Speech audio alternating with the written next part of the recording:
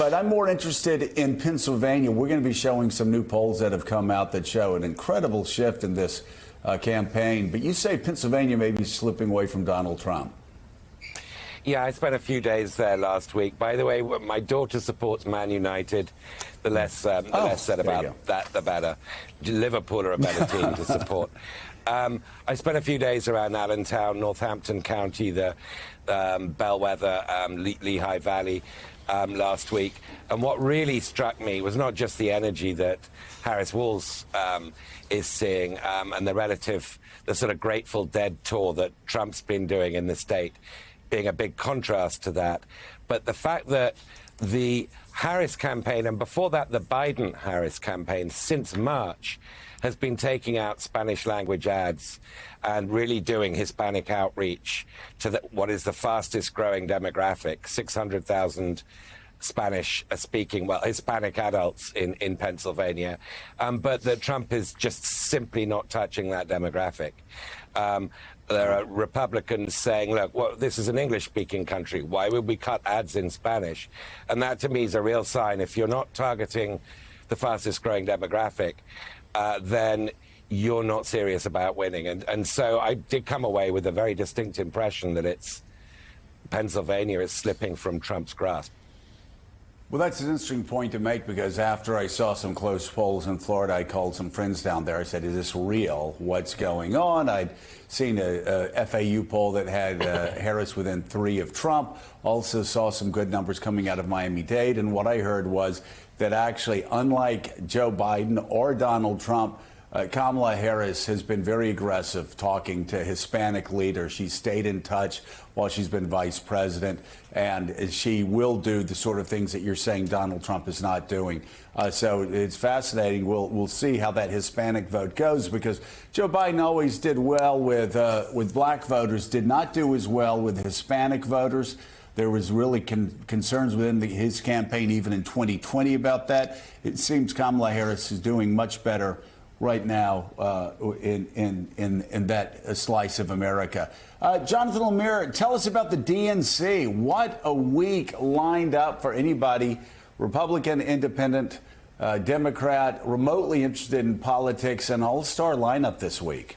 It really is. It kicks off in Chicago just a few hours from now. I'll note that I'll be out there starting tomorrow for the rest of the week for Morning Joe and Way Too Early. Tonight's about President Biden. He's delivering the keynote address this evening and a symbolic passing of the torch. And certainly this is not the convention that the president would have anticipated even just a month back. He thought he'd be speaking on Thursday, not Monday. He thought he'd be the one accepting the nomination to represent his party again this November. Instead, he'll be an opening act, handing off, if you will, to the vice president. Certainly he and the other speakers tonight, which include the First Lady and Secretary of State Clinton, will talk about Biden's accomplishments over these first 4 years, but then there will be a transition as well. He'll make the case that the vice president is the person to pick up the torch going forward. He also will levy a series of attacks on President Trump. I am told aides previewing a little bit of his address. And Mara, I mean, this will be the start of what will be 4, I think, celebratory days inside that arena.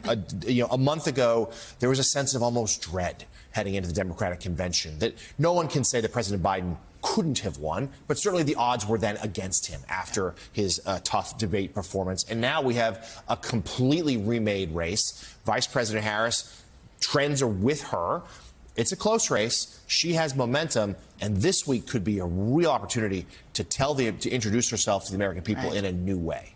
Well, that's right. I mean, the reality is that despite all the momentum that we've seen, and it's very real, the American people don't really know that much about the vice president. And so this is an opportunity for her to introduce herself on her own terms. There are risks with that as well. It's a different venue than what we've seen at these rallies. She and Tim Walz have been, performing very well at. This is a little bit different. We might hear a little bit more about policy as well. And listen, this is also an opportunity for Democrats who we learned when Joe Biden, after that debate, that disastrous debate performance, we really learned just how deep the Democratic bench is. And this is an opportunity as well for the party to say, hey, America, we understand you. We look like you. We're diverse. We're a big tent. and we understand your concerns. We are the ones who have the platform to carry this country into the future. They have a lot of popular policies, including reproductive freedom. She's going to talk as well, the vice president, about ways to address inflation, which is, economic concerns are going to be on voters' mind always, and especially this November. So this is an opportunity. Comes with risks as well, especially as we see the uncommitted movement not shut out of this convention, but not exactly embraced with welcome arms either. There's going to be protests undoubtedly outside the convention hall. Yeah, I would just add, beyond the policy elements, what I've been struck by is the sort of narrative that Harris and Walz have crafted here, which is that this is sort of generational contrast and about the future versus the past, which, if anyone who has worked in presidential politics will tell you is a very effective contrast. But their main theme has been not just joy, but we're not going back. And the convention kind of, in a way, and I'm sure it's deliberate, lines up to push that narrative, right? I mean, you have Biden and Hillary Clinton speaking on the first night, and then Walz will speak on Wednesday, Harris will speak on Thursday. It's almost as if you're going from the past to the present and then ideally projecting into the future. I'm looking forward to seeing what kind of reception Biden gets tonight. Obviously, it's going to be heartfelt. I imagine the crowd's going to go crazy for him. There's a lot of appreciation, I think, among Democrats that he actually took the step to say, you know what, I'm not going to run. Obviously, it was a very painful 3-week process. And then, Ed, I'm just sort of curious because you were in the field in Pennsylvania. But back to the idea of future versus past, not going back. We need to get beyond the politics of the Trump years.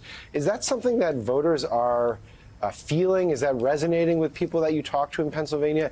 Because I have a theory that more than any specific policy, for instance, with the exception of maybe abortion, Democrats are really jazzed about that.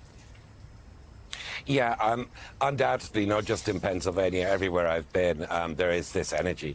There is that sort of magic, elusive momentum that Harris Walz has captured that just wasn't there with Biden. There is deep affection for Biden in the party, and now apparently coming out of the woodwork from people like Lindsey Graham.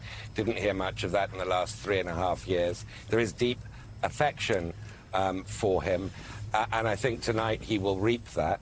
He will also reap gratitude. I don't know how for stepping down, for taking a bigger hit on behalf of American democracy, because the campaign is young. It is energized. The volunteers who were swarming, crowding around the Harris-Walz rebranding of the Biden-Harris office in Allentown, for example, they packed it out. Whereas Biden events a few weeks before, Biden campaign events had been attracting 4 or 5 people. There is a massive shift on the ground, and so what he's done is, I think, take a hit for the larger interest of his nation and his party. And tonight's reception, I'll be there too, at the United Center, I think will reflect a deep gratitude towards him for doing that.